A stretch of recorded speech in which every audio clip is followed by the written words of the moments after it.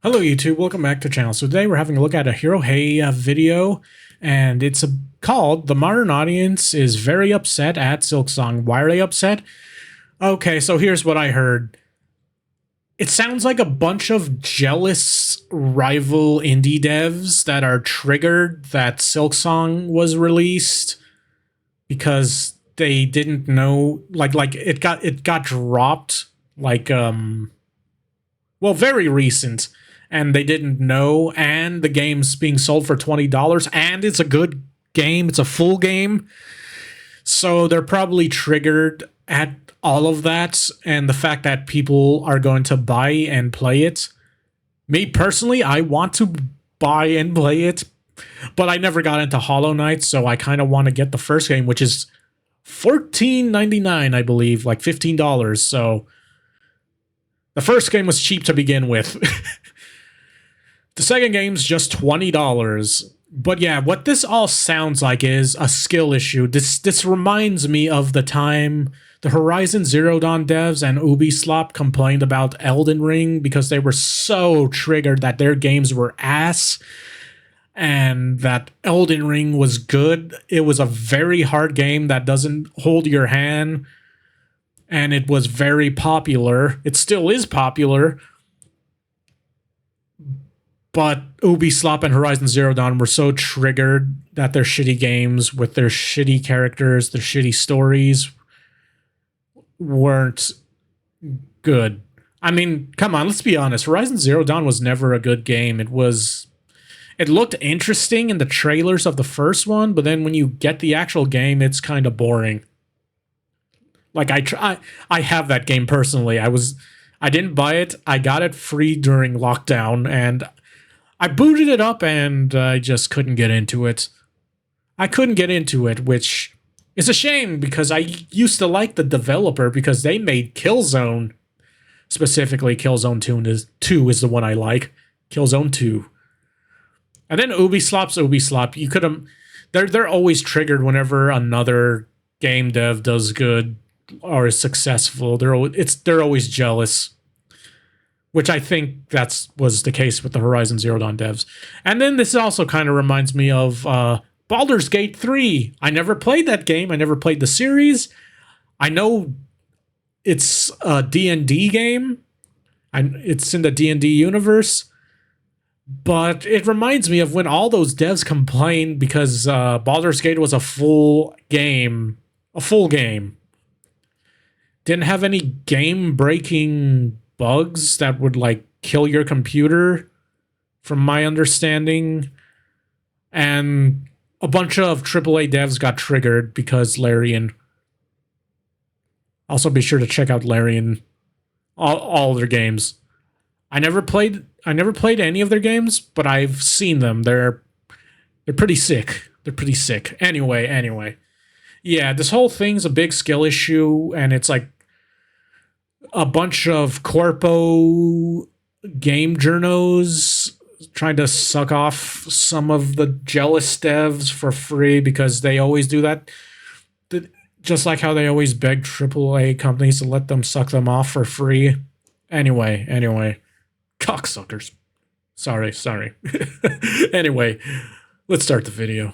So Silksong's got an all-time peak player count on Steam of 587,000. Nice. Looking good. Really cool. Congrats. However, some of the so-called modern audience are actually very upset at Silksong. At the lower part of this tweet, we can see this account Stealth saying, many indie developers are delaying their games to get out of Hollow Knight Silksong's way.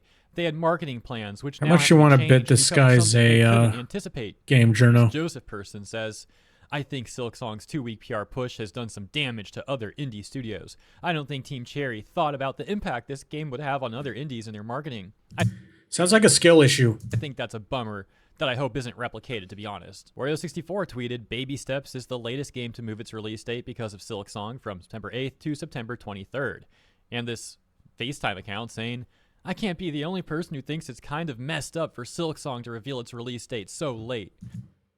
First of all, they could reveal their release date whenever the fuck they want to. It's their game.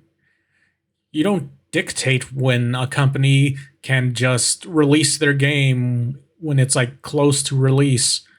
They could announce it whenever they want to. They could even announce it when they're about to finish the game. Come on.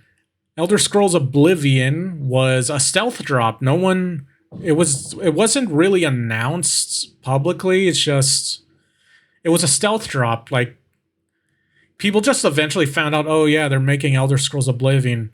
It's just, they didn't know when that game was going to be released, the remake of Oblivion. And then they come to find out, oh wait, it's releasing right now.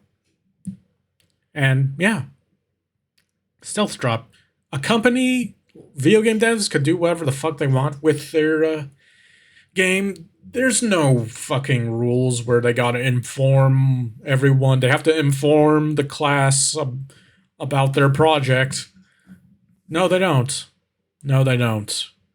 And if the other devs can't handle it, that's a skill issue. That's what you call a skill issue. Like, man, you're indie developers. You should understand the struggle that studios go through. And then we've got this account Strife saying, by the way, Team Cherry absolutely had the responsibility of giving a heads up about the release of Silksong and accommodating other indie devs in regards to it. Art isn't made in a vacuum, and as indie devs, they absolutely should know how hard it is for other indie devs to be visible. And some gaming journalist article titled, Is Hollow Knight Silksong? If they're complaining about being visible during this, they probably weren't visible to begin with, and it probably wouldn't have made any difference because I'm pretty sure the devs that will show up, I've never heard of them or their game to begin with, nor would I probably play them.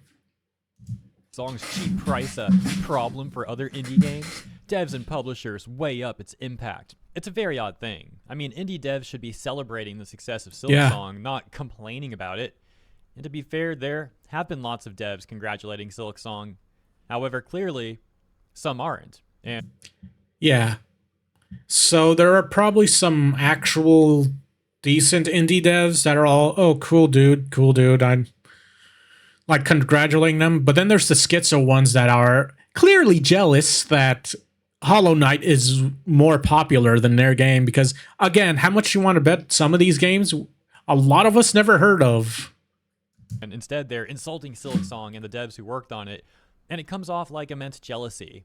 And like they're just trying to muddy the waters of the indie scene, really, because over recent years, we've seen indie games becoming beacons of light for gamers in an industry that's otherwise infested with corrupt AAA greed. Artur, the dev behind the indie series Soul Ash, would give his thoughts. We can see him saying here, some devs have become dependent on press, experts, publishers, conferences, awards, and a network of corporate friendships, and it shows. In other words, some of them are apparently selling out to the very AAA corpos that have pushed gamers away and more into the indie scene to begin with. Yeah, that's what I wanted to say also, because it feels like most of the people complaining, well, it is, but it's like game journos, people involved with AAA companies and game journos, and the so-called indie devs are probably more connected to corpos rather than being an actual indie dev. Like I guess you would call them corpo indie devs if you want, if that makes sense. But yeah, basically all the ones that bend the knees to the corpos are the ones whining about this because the Hollow Knight devs are doing their own thing. Also, didn't this game take a while to actually finish developing or something? I remember I used to hear about this game a lot. He would go on to say, many independents are still trying to preserve the meaning of the indie dev term, but it's being divided and conquered by larger interests. Which takes us to Madame Savvy, who responded to Permaband in the tweet that we had on screen a moment ago. And she says the reason why this happens is because a lot of quote-unquote indie games and companies are captured.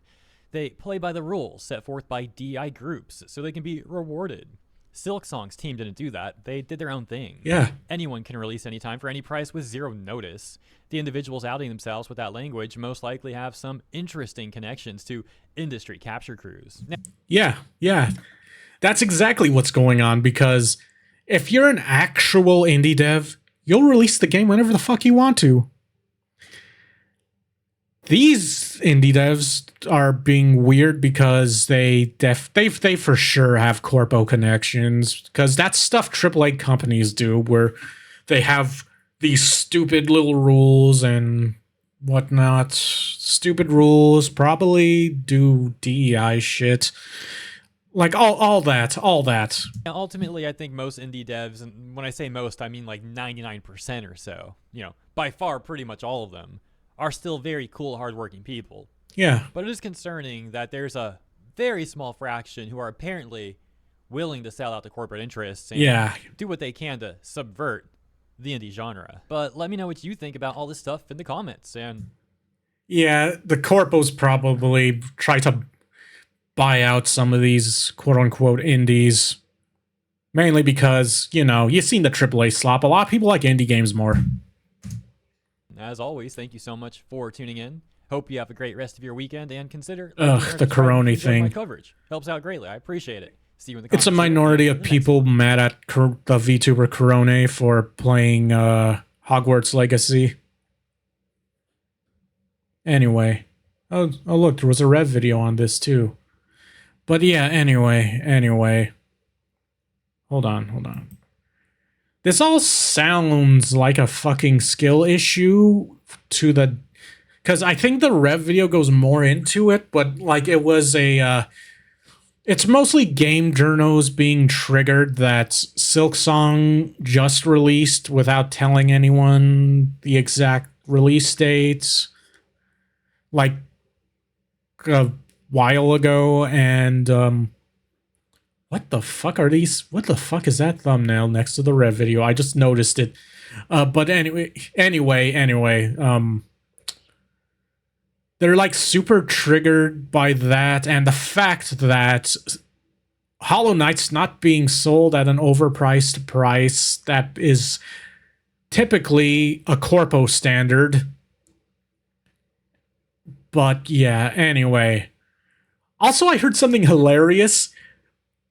Infamous people who pirate video games, even like the pirates, like the most well-known popular people who pirate video games on like social media and whatnot, even they said, oh yeah, you should probably buy Silksong and not pirate it. Like, when pirates are telling people to not pirate your game, that means you did something right, which is incredible. It's incredible. Like, I just, like, I remember hearing that and I'm all, whoa. But anyway, yeah, be sure to go check out Hollow Knight and Hollow Knight Silksong. Go check it out.